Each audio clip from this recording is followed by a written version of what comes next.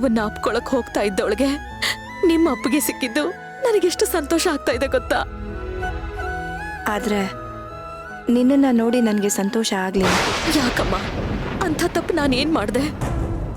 ಮನುಷ್ಯ ಜನ್ಮ ಎಷ್ಟು ಶ್ರೇಷ್ಠ ಅಂತ ನಿನಗೆ ಗೊತ್ತಾ? ಎಷ್ಟೋ ಸಹಸ್ರಾರು ಜನ್ಮಗಳ ಪಡೆದ ನಂತರ ಸಿಗೋ ಅತಿ ಮುಖ್ಯವಾದ ಜನ್ಮ.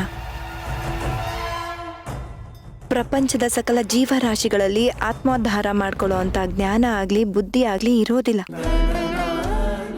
ಆದ್ರೆ ಮನುಷ್ಯ ಜನ್ಮಕ್ಕೆ ಮಾತ್ರ ಆ ಎಲ್ಲಾ ಶಕ್ತಿಯನ್ನ ಭಗವಂತ ಕೊಟ್ಟು ಕಳ್ಸಿರ್ತಾನೆ. ಇಂಥ ಜನ್ಮನ ಪಡ್ಕೊಂಡ್ಮೇಲೆ ಆಧ್ಯಾತ್ಮಿಕ ಸಾಧನೆಯನ್ನ ಮಾಡಬೇಕು. ಜೀವನದಲ್ಲಿ ಏನಾದ್ರೂ ಸಾಧಿಸ್ಬೇಕು. ನಮ್ಮನ್ನ ಹೊತ್ತ ಭೂಮಿಗೆ ಕೊಡುಗೆ ಕೊಡಬೇಕು. ಅದನ್ನೆಲ್ಲ ಬಿಟ್ಟು ಹೇಡಿ ತರ ಸಾಯಕ್ ಹೊಟ್ಟಿದ್ಯಲ್ಲ. ನಿನ್ನನ್ನ ನೋಡಿ ನಂಗೆ ಸಂತೋಷ ಹೇಗಾಗುತ್ತೆ ಹೇಳು? ಏನ್ ಮಾಡ್ಲಿ ಅಮ್ಮ, ನನ್ನ ಪರಿಸ್ಥಿತಿನೇ ಹಾಗಿದೆ. ಪರಿಸ್ಥಿತಿ ಸರಿ ಇಲ್ಲ ಅಂತ ಮನಸ್ಥಿತಿನ ಹಾಳು ಮಾಡ್ಕೊಂಡು ಸಾಯೋ ನಿರ್ಧಾರ ಮಾಡಿದ್ಯಲ್ಲ. ಏನೇ ಬಂದ್ರು ಅದನ್ನ ಹೋರಾಟ ಮಾಡ್ಬೇಕೆ ಹೊರತು ಆತ್ಮಹತ್ಯೆ ಮಹಾಪಾಪ ಅಂತ ಗೊತ್ತಿಲ್ವಾ ನಿನ್ಗೆ? ಈ ಭೂಮಿ ಮೇಲೆ ಸಮಸ್ಯೆ ಇಲ್ದಿರೋ ಮನುಷ್ಯ ಯಾರಿದನ್ ಹೇಳು? ಮನುಷ್ಯನ ಬಿಡು, ಒಂದು ಸಾಮಾನ್ಯ ಇರುವೆ ಕೂಡ ಬದುಕಕ್ಕೋಸ್ಕರ ಹೋರಾಡುತ್ತೆ. ಪಕ್ಷಿಗಳು ಕೂಡ ಮಳೆಗಾಲದಲ್ಲಿ ಆಹಾರನ ಕೂಡಿಡಕ್ಕೆ ಒದ್ದಾಡ್ತವೆ.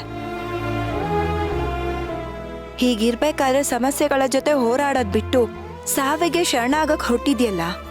ನಿಜವಾಗ್ಲೂ ನೀನು ನನ್ ಸೇವಂತಿನೇನಾ? ಕಷ್ಟ ಬಂದಾಗ ಮನ್ಸನ್ನ ಗಟ್ಟಿ ಮಾಡ್ಕೋಬೇಕೆ ಹೊರ್ತು ಸಾಯೋ ಅಷ್ಟು ದುರ್ಬಲ ಆಗ್ಬಾರ್ದು.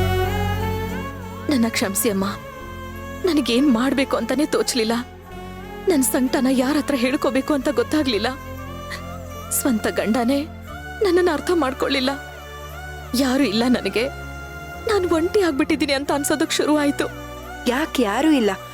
ನಾನ್ ಇದೀನಿ ಅನ್ನೋ ನೆನ್ಪು ನಿನಗಾಗ್ಲಿಲ್ವಾ? ನಾನ್ ನಿನ್ಗೆ ಪಾರ್ವತಿಪುರದಲ್ಲೇ ಹೇಳಿದ್ದೆ ತಾನೆ, ನಿನಗೇನೇ ಸಮಸ್ಯೆ ಬಂದ್ರು ಈ ಭವಾನಿ ದೇವಿ ಸದಾ ನಿನ್ ಬೆನ್ನಿಂದ ಇರ್ತಾಳೆ ಅಂತ. ನೀನ್ ಒಂದೇ ಒಂದ್ಸಲಿ ಕೂಗು, ನಾನು ಓಡೋಡಿ ಬರ್ತೀನಿ ಅಂತ ಹೇಳಿದ್ದೆ ಅಲ್ವಾ? ಇಷ್ಟೆಲ್ಲ ಆದ್ರೂ ನನ್ನನ್ ಒಂದ್ಸಲಿ ಆದ್ರೂ ನೆನ್ಪಿಸ್ಕೊಂಡ್ಯಾ ನೀನು? ನನ್ನನ್ನೇ ನಾನು ಕಳ್ಕೊಂಡ್ಬಿಟ್ಟಿದ್ದೀನಿ. ಹೀಗಿರ್ಬೇಕಾದ್ರೆ ನಿಮ್ಮನ್ನ ನಾನು ಹೇಗಮ್ಮ ಹುಡ್ಕೊಂಡ್ ಬರ್ಲಿ? ನನ್ನ ಬುದ್ಧಿ ನನ್ನ ಕೈಲಿದ್ದಿದ್ರೆ ತಾನೆ ಎಲ್ಲಿಗೆ ಹೋಗ್ಬೇಕು ಏನ್ ಮಾಡ್ಬೇಕು ಅಂತ ದಾರಿ ಕಾಣಿಸ್ತಾ ಇತ್ತು. ಅಲ್ಲಮ್ಮ, ಬುದ್ಧಿಗೆ ಮಂಕ ಕವದಾಗ ಅದು ಕೆಲಸ ಮಾಡುತ್ತಾ? ನೀವೇ ಹೇಳಿ. ಹೋಗ್ಲಿ ಬಿಡು, ನೀನು ಬಾಯ್ ಬಿಟ್ಟು ನನ್ನ ಅಮ್ಮ ಅಂತ ಕರೀದೇ ಹೋದ್ರು ನಿನ್ನ ಕಣ್ಣೀರು ನಿನ್ನ ಸಂಕಟ ನನಗ್ ತಲುಪ್ತು. ಅದಕ್ಕೆ ನಾನು ಓಡೋಡಿ ಬಂದೆ. ಆದ್ರೆ ನೀನ್ ನೋಡಿದ್ರೆ ಸಾಯಕ್ ಹೊಟ್ಟಿದ್ಯಲ್ಲ, ಅದಕ್ಕೆ ನನಗ್ ತುಂಬಾ ಕೋಪ ಬಂತು. ದಯವಿಟ್ಟು ನನ್ನ ಕ್ಷಮಿಸ್ಬಿಡಿ ಅಮ್ಮ.